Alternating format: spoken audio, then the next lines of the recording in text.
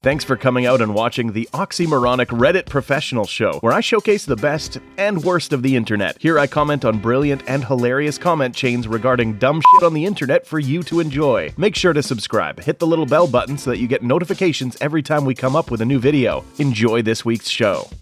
With all of the negative headlines dominating the news these days, it can be difficult to spot signs of progress. What makes you optimistic about the future? All 7 of my honeybee colonies are currently surviving the winter, and today they're bringing in the first pollen of the year. Edit. Also, please support native bees. For why and how at home, check out Bringing Nature Home by Douglas Tallamy, as well as butterflies like the monarch and bats. Yay, go bees.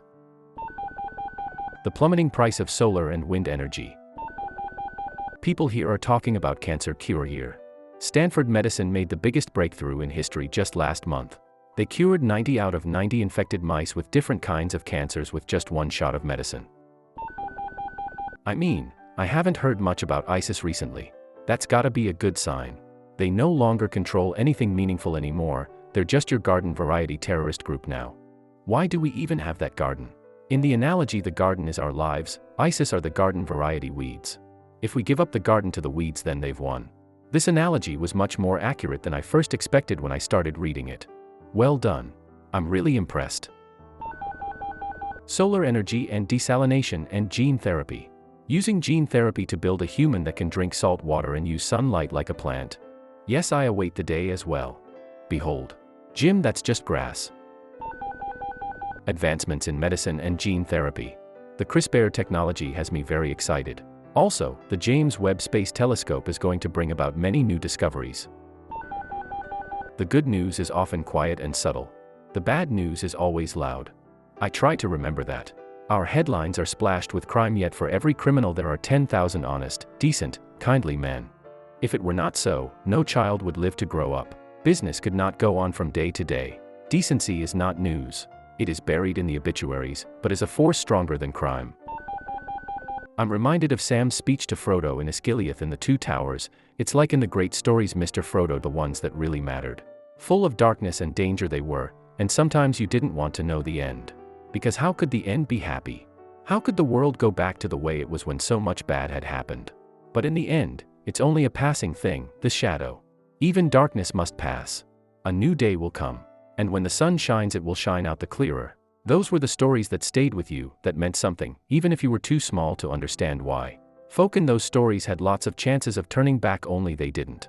Because they were holding on to something, that there's some good in this world, Mr. Frodo, and it's worth fighting for. Rewatched Low TR trilogy last weekend, and those movies are full of great scenes and quotes. I love those movies. I love that Moria scene. Many that live deserve death, and some that die deserve life. Can you give it to them? Followed by, F. I wish none of this had happened. G. So do all who live to see such times, but that is not for them to decide. All we have to decide is what to do with the time that is given to us. All we have to decide is what to do with the time that is given to us. I love listening to this quote because I always immediately go, and I now decide to spend the next 9 hours of my time watching the rest of the trilogy on a TV screen. I also think on these 2 quotes when looking to be optimistic about the world. Some believe it is only great power that can hold evil in check, but that is not what I have found. It is the small everyday deeds of ordinary folk that keep the darkness at bay. Small acts of kindness and love. Why Bilbo Baggins? Perhaps because I am afraid, and he gives me courage. When I was a boy and I would see scary things in the news, my mother would say to me, look for the helpers. You will always find people who are helping. To this day, especially in times of disaster, I remember my mother's words, and I am always comforted by realizing that there are still so many helpers, so many caring people in this world. I can't carry the ring, Mr. Frodo, but I can carry you. Sam is the true hero. He's the only one who carried the ring and came out unscathed. He was able to go back to real life again. He was simple and loyal and unswerving. It's a bit like Hermione in the Harry Potter stories. Not the main character, but the best character. The possible return of the American chestnut tree. Fast-growing, rot-resistant, and, perhaps most important, it produces enough calories from the nuts to feed a population. That old chestnut. The death of the American chestnut is also partially responsible for the severity with which the Great Depression struck Appalachia. Chestnuts were a primary food supply for backup reserves in the form of herds of pigs that were allowed free roam. The pigs could be sold or slaughtered to keep families afloat during hard times. The disappearance of the chestnuts killed the viability of the pigheads, causing the economic failsafe to collapse ecologically at the same time that the Great Depression made monetary reserves worthless. Mental illness awareness is growing rapidly, and people are more and more willing to assist those in need. Not only that, but people with mental illness are become less and less ashamed of said illnesses and actually seeking out help. Stigma goes both ways. God, I'll never forget the day I called off at work because my anxiety was flaring up hard. My bosses took it seriously, sent me a nice email saying they understood it was serious and thanking me for how hard I was working. They've got my loyalty for life because they took it seriously. The moment I feel best about as a boss was the day I had a good employee with lots of promise stop his meds and fall off a cliff and showed up hours late, still drunk and fell to the floor sobbing. His supervisor did great and just kept him calm, but he was all but restraining him from leaving. I get there and we just sat on the floor of that office for a couple hours. He told me he was fucked because he fucked up, like he always did, and now he burned his last good chance. I talked to him about his life and past for a bit and then told him about my therapy session from the day before. I told him that morning had officially never happened and that he could come back tomorrow or later if he needed time and get back to his job. We talked about suicide and having already decided not to. We talked about trying not to spiral down into a pit just because you fucked up. He left a little before lunch. I told his crew of techs who saw him that he had a bad day and that we should all remember our own bad days. They supported him beautifully and he's been kicking ass ever since and prospering for it. I've fallen into a pit of my own now. That job is a big part of what got me here. That was one of the worthwhile times. I feel good about that. Thanks for reminding me and sorry for the therapeutic word vomit.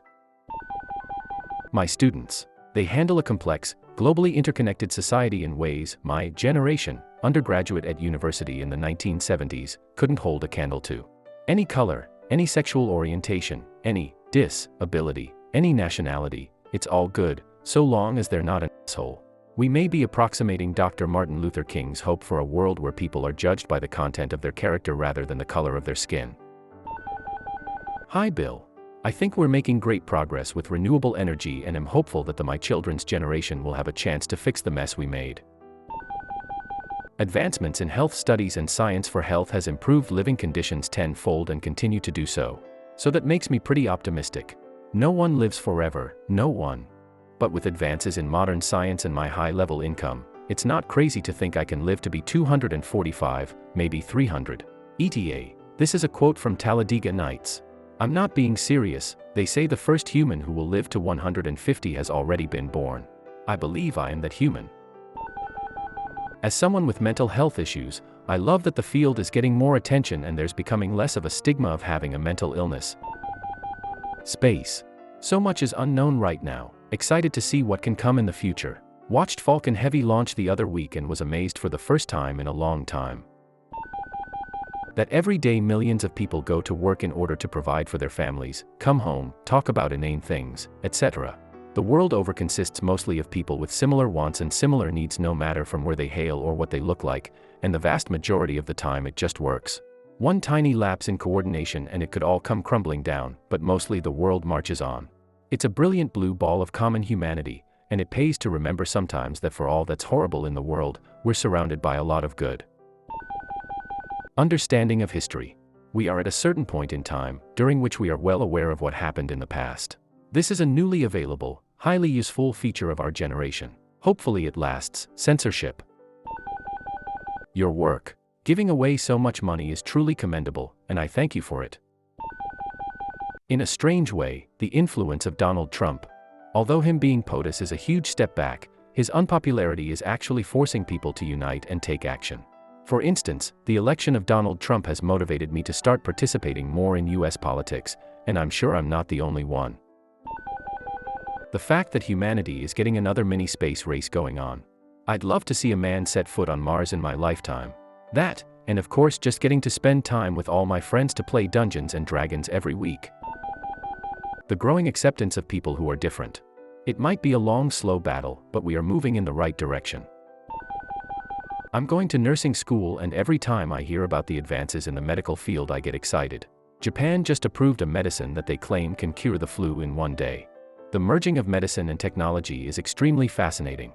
I saw a video of a prototype that was virtual scan of someone's body, inside and out. You could remove organs and see what was under them. If that can catch on, it will dramatically help surgeons plan for more successful outcomes. If you enjoyed this week's effective way to waste time, hit that like button and subscribe for more content like this. If you are enjoying the series, leave me a comment below. A special shout out to the content creators. You frickin' rock.